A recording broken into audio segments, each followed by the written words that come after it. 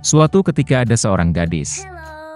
Dan dia memiliki rambut yang indah dan panjang sehingga semua orang yang melihatnya tidak dapat mengalihkan pandangannya. Untaiannya sangat ringan, hanya emas.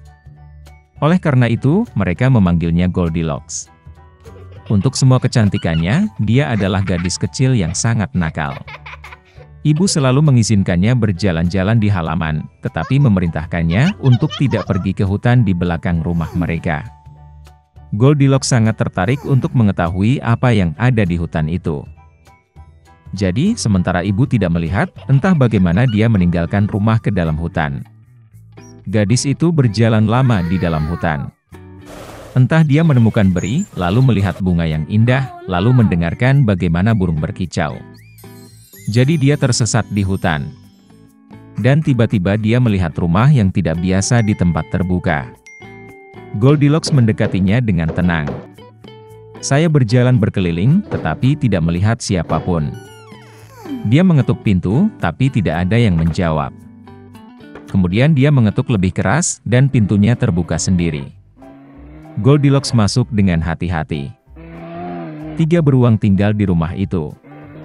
Seekor beruang adalah ayah besar dan berbulu lebat. Yang lainnya adalah induk beruang. Itu lebih kecil. Yang ketiga adalah seekor beruang kecil. Beruang tidak ada di rumah karena mereka berjalan-jalan di hutan. Gadis itu memasuki kamar dan melihat 3 mangkuk bubur di atas meja. Mangkuk pertama yang terbesar adalah ayah beruang. Mangkuk kedua yang lebih kecil adalah induk beruang, dan yang ketiga yang terkecil adalah anak beruang. Di dekat setiap mangkuk ada 1 sendok besar, sedang, dan kecil. Goldilocks sangat lapar sehingga dia pertama kali ingin makan dari mangkuk besar. Dia mengambil sendok terbesar, mengambil bubur, mencicipinya, tetapi buburnya terlalu panas. Kemudian dia mengambil sendok berukuran sedang, mengambil bubur, mencicipinya, tetapi buburnya terlalu dingin. Akhirnya dia mengambil sendok kecil dan mencicipi bubur dari mangkuk kecil. Bubur ini tidak panas atau dingin pas. Dan Goldilocks memakan semua bubur dari mangkuk kecil. Setelah makan, gadis itu ingin duduk, dan melihat 3 kursi di dekat kompor, 1 besar, yang lain lebih kecil, dan yang ketiga, sangat kecil, dengan bantal merah kecil. Pertama, dia mencoba naik ke kursi terbesar, tetapi tidak bisa. Kemudian gadis itu mencoba duduk di kursi tengah, tetapi sangat keras dan tidak nyaman. Akhirnya dia duduk di kursi terkecil, dan kursi itu tepat untuknya.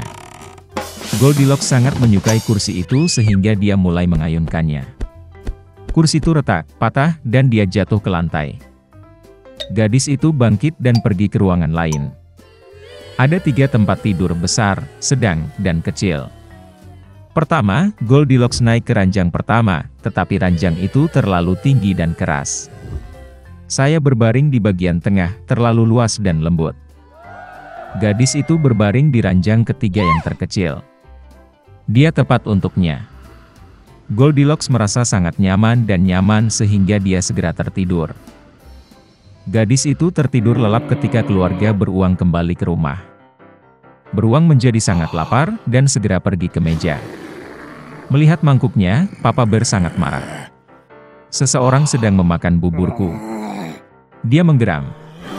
Ibu beruang juga melihat ke dalam mangkuknya dan menggeram pelan. Seseorang juga makan dari mangkukku. Dan anak beruang melihat mangkuk kosongnya, berteriak keras, seseorang tidak hanya makan dari mangkukku, dia memakan semua buburku. Beruang itu mencium ada sesuatu yang tidak beres, meninggalkan meja, dan mulai melihat sekeliling. Ayah beruang memperhatikan bahwa seseorang memindahkan kursinya dan menggeram dengan suara yang mengerikan, seseorang sedang duduk di kursiku. Ibu beruang melihat kursinya dan mengeluh, seseorang sedang duduk di kursiku dan memindahkannya dari tempatnya. Dan kemudian, beruang itu melihat kursinya yang rusak dan sekali lagi berteriak dengan keras, seseorang tidak hanya duduk di kursiku, tapi juga mematahkannya. Ketiga beruang itu dengan hati-hati masuk ke kamar tidur. Seseorang sedang berbaring di tempat tidurku dan meremasnya. Papa Bear meraung dengan suara yang mengerikan. Dan seseorang juga berbaring di tempat tidurku dan meremasnya, geram ibu beruang. Teddy Bear melihat ke tempat tidurnya dan berteriak lagi, "Seseorang sedang berbaring di tempat tidurku." Dan kemudian dia melihat gadis itu dan menjerit dengan suara pelan, dan masih tidur di dalam dia. Ayah dan ibu beruang pergi ke tempat tidur dan melihat bahwa seorang gadis kecil sedang tidur di sana.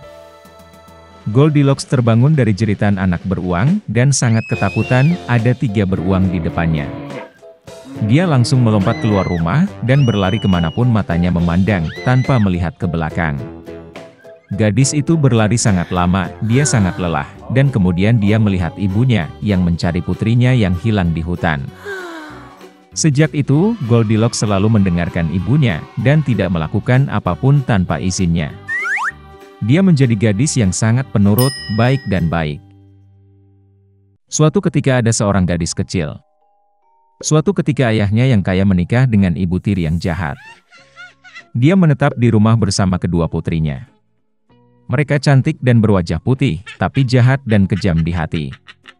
Dan kemudian tibalah saat yang sulit bagi gadis malang itu. Dari pagi hingga larut malam, mereka memaksanya melakukan pekerjaan kotor, mengangkut air, memanaskan kompor, memasak makanan, mencuci piring, dan mencuci pakaian. Dan di samping itu, saudara tiri melakukan yang terbaik untuk membuatnya kesal sebanyak mungkin. Mereka mengejeknya, menuangkan kacang polong dan gandum ke abu, dan dia harus duduk dan mengambilnya. Di malam hari, ketika dia lelah bekerja, dia harus pergi tidur bukan di tempat tidur, tetapi di lantai di sebelah kompor. Dan karena dia selalu dalam abu, debu dan kotor, saudara perempuannya memanggilnya Cinderella. Tetapi kemudian pada suatu hari raja memulai pesta, yang seharusnya berlangsung selama 3 hari penuh, dan memanggil semua gadis cantik di negara itu ke pesta itu sehingga putranya dapat memilih pengantin untuk dirinya sendiri. Ketika 2 saudara perempuan yang disebutkan itu mengetahui bahwa mereka juga dapat datang ke pesta itu, mereka langsung mulai berdandan dan bersolek. Cinderella juga ingin pergi menari, tetapi ibu tirinya tidak mengizinkannya pergi, karena dia tidak punya baju atau sepatu, dan dia kotor. Dan kemudian ibu tiri yang jahat menuangkan semangkuk gandum ke abu, dan berkata bahwa jika Cinderella mengumpulkannya dalam 2 jam, maka dia bisa pergi dengan saudara perempuannya. Cinderella pergi ke taman dan menangis. Dan kemudian 2 burung merpati putih terbang masuk, diikuti oleh kawanan burung yang berbeda. Mereka menukik di atas abu dan mulai mematuk, jadi mereka memilih semua biji-bijian dalam mangkuk. Dalam waktu kurang dari 1 jam, mereka menyelesaikan pekerjaan mereka, dan semua orang terbang kembali. Cinderella membawakan mangkuk untuk ibu tirinya, mulai bersukacita, berpikir bahwa dia bisa pergi ke pesta. Tapi ibu tirinya tidak mengizinkannya masuk. Dia membelakangi Cinderella dan bergegas bersama kedua putrinya ke pesta dansa. Ketika tidak ada yang tersisa di rumah, Cinderella duduk di lantai dan menangis dengan sedih. Dan kemudian 2 burung merpati putih terbang masuk, diikuti oleh kawanan burung yang berbeda, dan mereka membuang pakaian dan sepatu mereka, berkilau dan semuanya dari emas. Dia dengan cepat mengenakan gaun ini dan mendatangi pengantin wanita. Mereka melihat saudara tiri dan ibu tirinya dan berpikir bahwa itu pasti putri yang aneh, dia sangat cantik dengan gaun emasnya. Tidak pernah terpikir oleh mereka bahwa itu adalah Cinderella. Pangeran keluar untuk menemuinya, meraih tangannya dan mereka mulai menari. Dan dia sangat menyukai Cinderella sehingga dia tidak ingin berdansa dengan gadis lain. Dia menari sampai malam dan akan kembali ke rumah, tetapi pangeran meminta untuk mengantarnya pergi. Dia ingin tahu gadis cantik siapa ini dan di mana dia tinggal. Tapi Cinderella lari darinya dan naik ke tempat perlindungan merpati. Pangeran memerintahkan untuk menghancurkan tempat perlindungan itu, tetapi tidak ada siapa-siapa di dalamnya. Dan tidak ada tempat di dekat dia bisa menemukan orang asing yang cantik itu. Tidak ada yang menyangka bahwa Cinderella diselamatkan oleh merpati yang membawanya pulang. Pangeran kesal dan pergi ke istana dengan kepala menunduk. Dan tiba-tiba dia melihat sebuah sepatu, mengangkatnya, sangat kecil dan elegan dan semuanya dari emas murni. Pangeran menduga bahwa ketika Cinderella melarikan diri darinya, sepatu dari kaki kirinya tertinggal di salah satu anak tangga. Pangeran sangat senang dan diperintahkan untuk menemukan nyonya sepatu ini, dan kepada siapa sepatu itu cocok dia akan menikah dengan yang itu. orang tua kembali dari pesta, mereka melihat bahwa Cinderella sedang tidur dengan kemeja di atas abu, dan lampu redup menyala di dekat kompor. Kedua saudara perempuan itu pergi ke kamar mereka, berharap besok mereka akan cukup beruntung untuk mengenakan sepatu emas. Keesokan harinya, pangeran datang ke rumah mereka, dan berkata bahwa setiap orang yang ingin mencoba sepatu calon istrinya harus keluar. Dua saudara perempuan keluar, dan ibu tiri mengunci Cinderella di rumah dan tidak membiarkannya keluar. Kakak perempuan mencobanya sepatu kecil. Adik perempuannya mencobanya sepatunya bagus. Pangeran hendak pergi, tetapi Cinderella keluar dari jendela dan berlari ke arahnya. Dan dia memakai sepatu, dan itu pas untuknya. Pangeran menatap matanya dan mengenali gadis cantik yang berdansa dengannya. Dia membawa Cinderella, menunggang kuda, dan pergi untuk bermain pernikahan dengannya. Dan dia memerintahkan saudara perempuan dan ibu tiri untuk dikunci di rumah mereka, dan jangan pernah membiarkan mereka keluar dari sana. Beginilah cara mereka dihukum karena kejahatan dan penipuan mereka.